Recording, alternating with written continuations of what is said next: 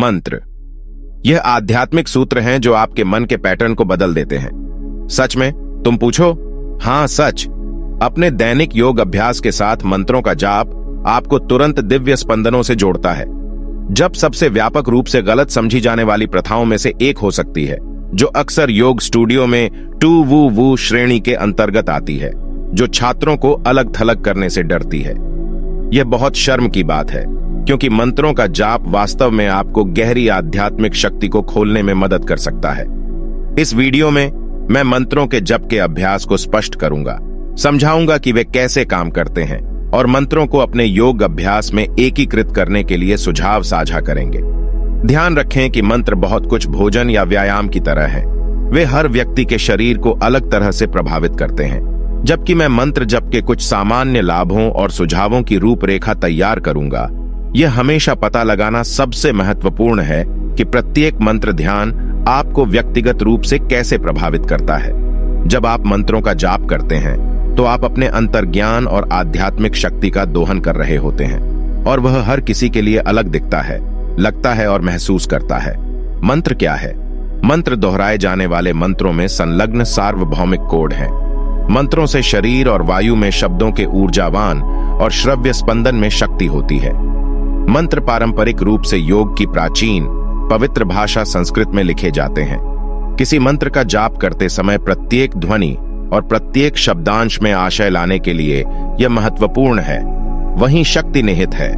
मंत्र विशेष रूप से शक्तिशाली होते हैं क्योंकि वे अंदर से बाहर काम करते हैं। योग आसन के विपरीत, जहां आप अपने बाहरी अनुभव, अपने शरीर का उपयोग करने पर ध्यान केंद्रित कर रहे हैं ताकि आपको अंदर माइंडफुलनेस लाया जा सके। मंत्र बाहरी वास्तविकता बनाने के लिए आपके आंतरिक कंपन को बाहर की ओर प्रोजेक्ट करके अंदर से बाहर काम करते हैं। सामान्य तौर पर मंत्र किसी की जीवन शक्ति और ब्रह्मांड की शक्ति की गहरी समझ प्रदान करने में मदद करते हैं। और हाँ, यह सब भीतर से शुरू होता है। मंत्र शरीर में अराजकता को उत्तेजित करके काम करते हैं ताकि आप अपनी ऊर्जावान आवृत्ति को बदल सकें और अपने पूरे शरीर की बुद्धि को सक्रिय कर सकें। मूल रूप से मंत्रों के 3 प्रभाव होते हैं। 1. अराजकता को उत्तेजित करें। हो सकता है अराजकता एक ऐसा शब्द नहीं है जिसे आप अपने योग अभ्यास से जोड़ना चाहते हैं, लेकिन आंतरिक शरीर की अराजकता का मतलब है कि आप अपने भीतर की ऊर्जा को हिला रहे हैं। आप नए नए विचारों को आगे आने और अटकी हुई किसी भी चीज को दूर करने की अनुमति दे रहे हैं। इसकी कल्पना करने के लिए पानी से भरे एक गायन कटोरे की कल्पना करें। जब आप हथौड़े को गाने वाले कटोरे के चारों ओर घुमाते हैं तो पानी हिलता है और इधर उधर कूदता है। जब आप मंत्रों का जाप कर रहे होते हैं तो आप अपने शरीर के भीतर ऊर्जा का एक समान क्षेत्र बनाते हैं। यह आपको आवृत्ति बदलने में मदद कर सकता है और संभावित रूप से एक नए दृष्टिकोण को खोल सकता है। 2. हमारी ऊर्जावान आवृत्ति बदलें। जैसे ही आप अपने आंतरिक शरीर में अराजकता पैदा करते हैं, यह आपको आवृत्ति परिवर्तन तक खोलता है। चक्रों से परिचित लोगों को याद होगा कि सभी चक्रों में बीज मंत्र या बीज ध्वनियां होती हैं। ये सरल मंत्र चाबियों की तरह कार्य कर सकते हैं। प्रत्येक चक्र की विशिष्ट आवृत्ति का द्वार आपके लिए खोल सकते हैं। यदि आप अपने आप को अपने सिर में या कम कंपन अवस्था में फंसा हुआ पाते हैं, तो आप उस कंपन से बाहर निकलने में मदद के लिए एक मंत्र का उपयोग कर सकते हैं। 3. हमारे पूरे शरीर की बुद्धि को सक्रिय करें। आपके पास 3 दिमाग हैं, एक नहीं। आपके 3 दिमागों में एक हेड ब्रेन, एक हार्ट ब्रेन और एक गट ब्रेन शामिल है।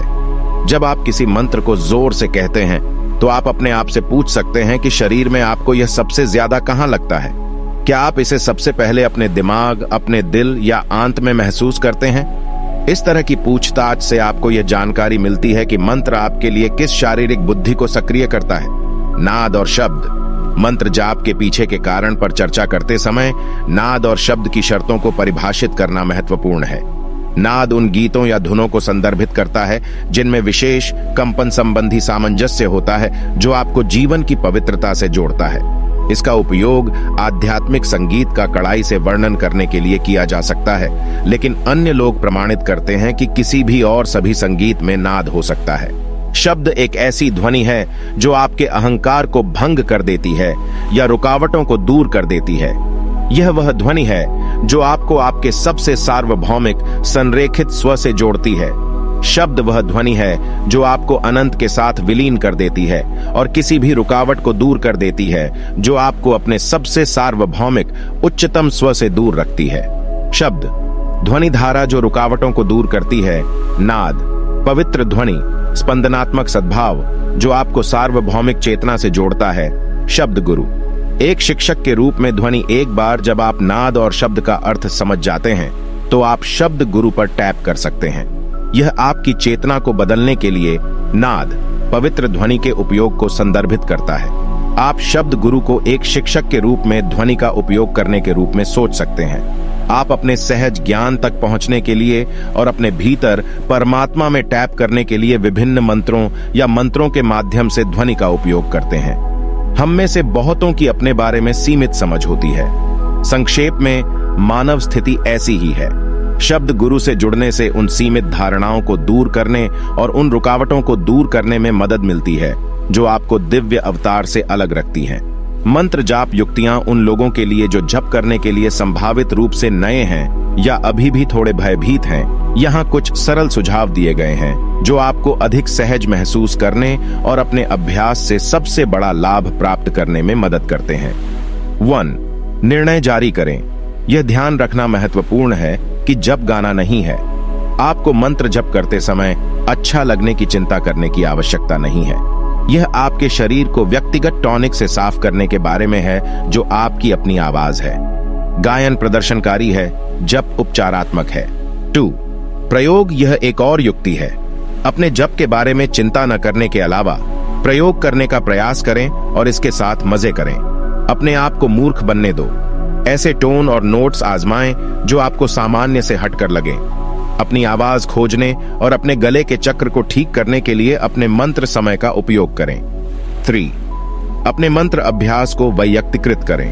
अपने मंत्र अभ्यास को अपने शरीर के अनुकूल और समायोजित करें। अपने अभ्यास को अपने हाथों में लें और ध्यान दें कि मंत्र जप से पहले और बाद में आप कैसा महसूस करते हैं। चीजों को समायोजित करने से डरो मत ताकि वे आपके लिए अच्छा काम करें। यह स्वाध्याय या स्वाध्याय का वास्तविक जीवन अभ्यास है। आप यह भी पसंद कर सकते हैं। 7 एक्वेरियन मंत्र गहन परिवर्तन में ट्यून करें। मंत्र जाप करते समय चरों से खेलना। मंत्र के भीतर कई अलग अलग कारक हैं जिन्हें आप वैयक्तिकृत कर सकते हैं। अपने मंत्र अभ्यास के साथ प्रयोग करने और खेलने के लिए इन विभिन्न मंत्र चरों का उपयोग करें। वॉल्यूम फुसफुसाते हुए मंत्र बनाम गर्जना और चिल्लाना के साथ प्रयोग करें। यह सब मायने रखता है और इन सभी में अलग अलग ऊर्जावान गुण हैं। अवधि आप कब तक ध्यान करना चाहेंगे? 3 मिनट या 30 मिनट के लिए कुछ करने की कोशिश करें। मीटर क्या आपका अभ्यास 4 और 4 या 204 में है? आप अपने मंत्रों के साथ कितने बीट्स का उपयोग कर रहे हैं? आप खुद को एक निश्चित मीटर के साथ मंत्रों के प्रति आकर्षित पा सकते हैं। गति क्या आपका मंत्र लंबा और खींचा हुआ है या तेज और दोहराव वाला है? एक मंत्र को पूरा करने के लिए आप कितने श्वास चक्रों का प्रयोग कर रहे हैं? आप खुद को धीमे खींचे हुए मंत्रों या तेज मंत्रों की ओर आकर्षित पा सकते हैं। ध्वनि आपके शरीर में ध्वनि कहाँ प्रतिध्वनित होती है? यह उन 3 दिमागों को वापस बुलाता है जिनका हमने पहले उल्लेख किया था। क्या आप अपने मंत्र को सिर, दिल या आंत में सबसे ज्यादा महसूस करते हैं?